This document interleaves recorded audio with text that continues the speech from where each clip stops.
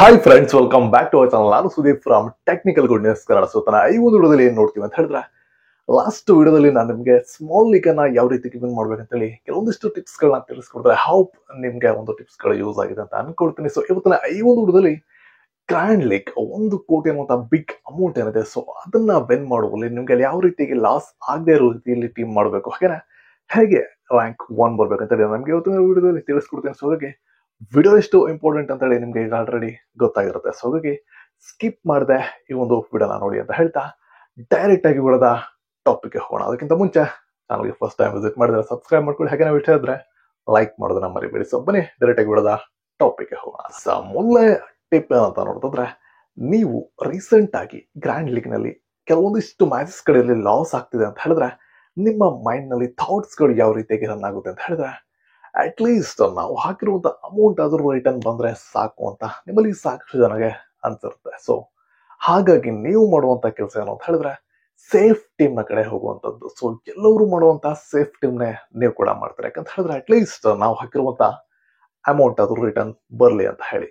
So ಇಲ್ಲೇ ನೀವು ಮಾಡುವಂತ ತುಂಬಾನೇ ದೊಡ್ಡ ಮಿಸ್ಟೇಕ್ ಅಂತ ಹೇಳ್ಬೋದು. ಯಾಕಂತ ಹೇಳಿದ್ರೆ ಸೇಫ್ ಟೀಮ್ ನ ಮಾಡ್ತಾ ಇರ ಅಂತ ಹೇಳಿದ್ರೆ, ಮೊದಲಿಗೆ ಸೇಫ್ ಟೀಮ್ ಅಂದ್ರೆ ಏನು ಅಂತ ಹೇಳಿದ್ರೆ, ಯಾವಾಗ ನೀವು ಪ್ಲೇಯರ್ಸ್ ಗಳ ಸೆಲೆಕ್ಷನ್ 70% ಗಿಂತ ಹೈ ಇರುತ್ತೋ ಅಂತ ಪ್ಲೇಯರ್ಸ್ ಗಳನ್ನ ನೀವು ಸೆಲೆಕ್ಟ್ ಮಾಡ್ತಾ ಇರ ಅಂತ ಹೇಳಿದ್ರೆ, ಅಲ್ಲಿ ನಿಮ್ಮ ಟೀಮ್ ತುಂಬಾನೇ ಸೇಫ್ ಆಗಿರುತ್ತೆ. ಇನ್ ಕೇಸ್ ಅಲ್ಲಿ ಯಾವುದೇ ರಿಸ್ಕಿ ಪ್ಲೇಯರ್ಸ್ ಗಳನ್ನ ಸೆಲೆಕ್ಟ್ ಮಾಡಿರಲ್ಲ, ಹಾಗಾಗಿ ನಿಮ್ಮ ಟೀಮ್ ಏನಿದೆ 90% ಇರುವಂತ ಪ್ಲೇಯರ್ಸ್ ಗಳನ್ನ ಸೆಲೆಕ್ಟ್ ಮಾಡ್ತಾ ಇರ ಅಂತ ಹೇಳಿದ್ರೆ 90% ಕಾಂಪಿಟೇಷನ್ ಒಳಗಡೆ ನೀವು ಬಂದಿದ್ದೀರಾ ಅಂತ ಅರ್ಥ.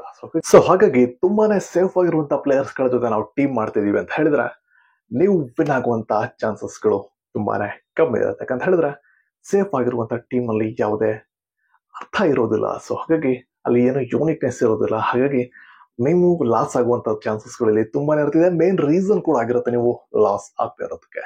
ಸೊ ಈ ಒಂದು ಮಿಸ್ಟೇಕ್ ಅನ್ನ ಮಾಡೋದನ್ನ ಸ್ಟಾಪ್ ಮಾಡಿ. ನೆಕ್ಸ್ಟ್ ಮಿಸ್ಟೇಕ್ ಏನಂತ ಹೇಳಿ ನೋಡೋಣ ಬನ್ನಿ. ಸೊ ಸೆಕೆಂಡ್ ಮಿಸ್ಟೇಕ್ ಏನ್ ನೀವು ಮಾಡ್ತೀರಾ ಅಂತ ಹೇಳಿದ್ರೆ, ಸಿಂಪಲ್. ಈಗ ನಾನು ಯಾವ ರೀತಿಯಾಗಿ ನಿಮ್ಗೆ ಎಕ್ಸ್ಪ್ಲೈನ್ ಮಾಡಿದೆ ಸೇಫ್ ಟೀಮ್ ಅನ್ನ ಮಾಡಬಾರ್ದು ಅಂತ ಹೇಳಿ, ಅದೇ ರೀತಿ ಕೆಲವೊಂದಿಷ್ಟು ಜನ ಏನ್ ಮಾಡ್ತೀರಾ ಅಂತ ಹೇಳಿದ್ರೆ, ಸೇಫ್ ಪ್ಲೇಯರ್ ನ ಸೆಲೆಕ್ಟ್ ಮಾಡಬಾರ್ದಲ್ವಾ. ಸೊ ಹಾಗಾಗಿ ನಾವು ಫುಲ್ ರಿಸ್ಕಿ ಟೀಮ್ ನ ಮಾಡಬೇಡ ಅಂತ ಹೇಳಿ, ಯಾರ ಪರ್ಸೆಂಟೇಜ್ 30ಗಿಂತ ಕಮ್ಮಿ ಇರುತ್ತೋ ಫುಲ್ ಟೀಮ್ ನ ಅವ್ರ ಹೆಸರಲ್ಲೇ ಹಾಕ್ಬಿಟ್ಟು ಟೀಮ್ ಅನ್ನ ಕ್ರಿಯೇಟ್ ಮಾಡಿರ್ತಾರೆ. ಯಾಕಂತ ಹೇಳಿದ್ರೆ ಈಗ ನನ್ನ ಟೀಮ್ ಏನದು ತುಂಬಾನೇ ಯೂನಿಕ್ ಆಗಿದೆ. ಯಾಕಂತ ಹೇಳಿದ್ರೆ ಯಾರು ಕೂಡ ಈ ರೀತಿಯಾಗಿ ಟೀಮ್ ಮಾಡಿರಲ್ಲ ಅಂತ ಹೇಳಿ.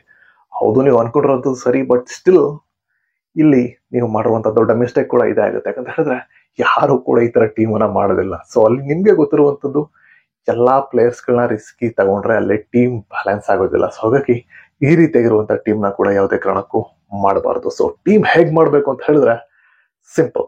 ನೀವು ಈ ಎರಡೂ ಅನಾಲಿಸಿಸ್ ಗಳ ಮಧ್ಯ ಇರುವಂತ ಬ್ಯಾಲೆನ್ಸ್ ಟೀಮ್ ನ ಮೇಂಟೈನ್ ಮಾಡ್ಕೊಂಡು ಹೋಗ್ಬೇಕಾಗತ್ತೆ. ಸೊ ಅಲ್ಲಿ ರಿಸ್ಕಿ ಪ್ಲೇಯರ್ಸ್ ಗಳು ಕೂಡ ಇರಲೇಬೇಕು. ಸ್ಟಿಲ್ ಆಸ್ ಯೂಶುವಲ್ ನಿಮ್ಗೆ ಸೇಫ್ ಪ್ಲೇಯರ್ಸ್ ಕೂಡ ಅವಶ್ಯಕತೆ ಇದೆ. ಸೊ ಹಾಗಾಗಿ ಇಲ್ಲಿ ನೀವು ಅರ್ಥ ಮಾಡ್ಕೋಬೇಕಾದಂಥದ್ದು, ತುಂಬಾನೇ ಹೈ ಆಗಿ ರಿಸ್ಕಿ ಟೀಮ್ ನ ಕೂಡ ಮಾಡಬಾರ್ದು, ಅದರ ಜೊತೆಗೆ ತುಂಬಾನೇ ಸೇಫ್ ಆಗಿರುವಂತ ಟೀಮ್ ನ ಕೂಡ ಮಾಡಬಾರ್ದು. ಇನ್ ಕೇಸ್ ಹಾಗೆ ಸೇಫ್ ಆಗಿರುವಂತ ಟೀಮ್ ಅನ್ನ ಮಾಡಿದ್ರಿ ಅಂತ ಹೇಳಿದ್ರೆ, ನೀವು ಹಾಕಿರುವಂತ ಅಮೌಂಟ್ ಏನಿದೆ ಅದು ನಿಮ್ಗೆ ವಾಪಸ್ ಬರಬಹುದು. ಬಟ್ ಸ್ಟಿಲ್ ಅದನ್ನ ಹಾಕ್ತಾ ಇದ್ರು ಅದು ಕೂಡ ಅಮೌಂಟ್ ನಿಮ್ಮ ಹತ್ರ ಇರ್ತಾ ಇತ್ತಲ್ವಾ, ಏನ್ ಯೂಸ್?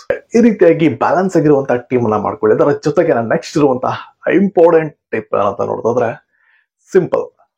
ಯಾವ ರೀತಿಯಾಗಿ ಈ ಒಂದು ಬ್ಯಾಲೆನ್ಸ್ ಟೀಮ್ ಅನ್ನ ಮಾಡಬೇಕು ಅಂತ ಹೇಳಿ. ಸೊ ಬ್ಯಾಲೆನ್ಸ್ ಟೀಮ್ ಮಾಡಬೇಕು ಅಂತ ನಿಮಗೆ ಗೊತ್ತಾಯ್ತು. ಅವರೇಜ್ ಪ್ಲೇಯರ್ಸ್ ಇರಬೇಕು, ರಿಸ್ಕಿ ಪ್ಲೇಯರ್ಸ್ ಇರಬೇಕು, ಹಾಗೇನೆ ಸೇಫ್ ಪ್ಲೇಯರ್ಸ್ ಕೂಡ ಇರಬೇಕು ಅಂತ ನಿಮಗೆ ಗೊತ್ತಾಯ್ತು. ಸೊ ಇವ್ರನ್ನ ಸೆಲೆಕ್ಟ್ ಯಾವ ರೀತಿಯಾಗಿ ಮಾಡಬೇಕು ಅನ್ನುವಂಥದ್ದು ತುಂಬಾನೇ ಇಂಪಾರ್ಟೆಂಟ್ ಆಗುತ್ತೆ. ಅದಕ್ಕೆ ನೀವು ಮಾಡಬೇಕಾದಂತ ಮೊದಲ ಕೆಲಸ ಗ್ರೌಂಡ್ ಪಿಚ್ ರಿಪೋರ್ಟ್ ಅನ್ನುವಂಥದ್ದು. ಪ್ರತಿ ವಿಡಿಯೋದಲ್ಲೂ ಯಾಕೆ ಈ ಒಂದು ವಿಚಾರಕ್ಕೆ ನಾವು ಜಾಸ್ತಿ ಗಮನ ಕೊಡ್ತೀವಿ ಅಂತ ಹೇಳಿದ್ರೆ, ನಿಮ್ಮ ಮ್ಯಾಚ್ ಏನಿದೆ ಇದು 90% ಇದ್ರ ಮೇಲೆ ಡಿಪೆಂಡ್ ಆಗಿರುತ್ತೆ. ಯಾಕಂತ ಹೇಳಿದ್ರೆ ಯಾವ ಸ್ಟೇಡಿಯಂ ನಲ್ಲಿ ನಿಮ್ಗೆ ಬ್ಯಾಟ್ಸ್ಮನ್ ಗಳು ಸ್ಕೋರ್ ಚೆನ್ನಾಗಿ ಮಾಡ್ಕೊಡ್ತಾರೋ ಅಲ್ಲಿ ನೀವು ನಾಲೆಡ್ಜ್ ಇಲ್ದೇ ಬೌಲರ್ಸ್ ಗಳನ್ನ ಸೆಲೆಕ್ಟ್ ಮಾಡಿದ್ರೆ, ಕ್ಯಾಪ್ಟನ್ ವೈಸ್ ಕ್ಯಾಪ್ಟನ್ ಕೊಟ್ಟಿದ್ರೆ ಅಂದ್ರೆ ಹೇಗೆ ವಿನ್ ಆಗ್ಲಿಕ್ಕೆ ಸಾಧ್ಯ? ಹಾಗಾಗಿ ಈ ರೀತಿಯಾಗಿರುವಂತಹ ಚಿಕ್ಕ ಚಿಕ್ಕ ವಿಚಾರಗಳು ನಿಮ್ಮನ್ನ ಇಂಪ್ರೂವ್ ಮಾಡ್ತಾ ಹೋಗುತ್ತೆ ಡೇ ಬೈ ಡೇ. ಸೊ ಹಾಗಾಗಿ ಪಿಚ್ ರಿಪೋರ್ಟ್ ಅನ್ನುವಂಥದ್ದು ತುಂಬಾನೇ ಇಂಪಾರ್ಟೆಂಟ್ ಆಗಿರುತ್ತೆ. ಸೊ ಹಾಗಾಗಿ ಇಲ್ಲಿ ಬೌಲರ್ಸ್ ಗಳಿಗೆ ಸಪೋರ್ಟ್ ಆಗ್ತಿದೆ ಅಂತ ಹೇಳಿದ್ರೆ, ನೀವು ಸ್ಪಿನ್ನರ್ಸ್ ಗಳಿಗೆ ಯಾರಿಗೆ ಬೇಕೋ ಅವ್ರನ್ನ ಸೆಲೆಕ್ಟ್ ಮಾಡ್ಕೋಬಹುದು. ಅದಕ್ಕಾಗಿ ನಿಮ್ಗೆ ಪಿಚ್ ರಿಪೋರ್ಟ್ ಅನ್ನೋದು ತುಂಬಾನೇ ಇಂಪಾರ್ಟೆಂಟ್ ಆಗುತ್ತೆ. ಸೊ ಈ 3 ಟಿಪ್ಗಳನ್ನ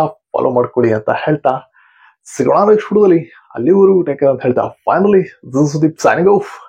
ಬಾಯ್.